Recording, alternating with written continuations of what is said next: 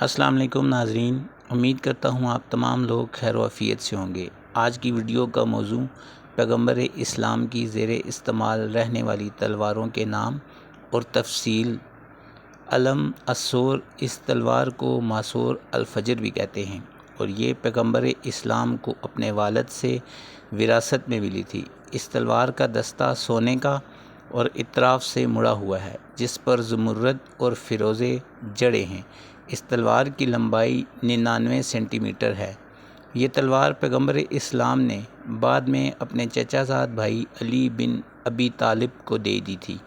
اب یہ تلوار ترکی شہر استنبول کے عجائب گھر توپ کاپی میں موجود ہے۔ مزید تفصیل جاننے ہماری اگلی ویڈیو میں، اس کے لیے ہمارا چینل سبسکرائب کریں اور بیل آئیکن کو پریس کر دیں تاکہ نیو ویڈیو کا نوٹیفیکیشن آپ کو فوراً مل جائے۔ اللہ حافظ۔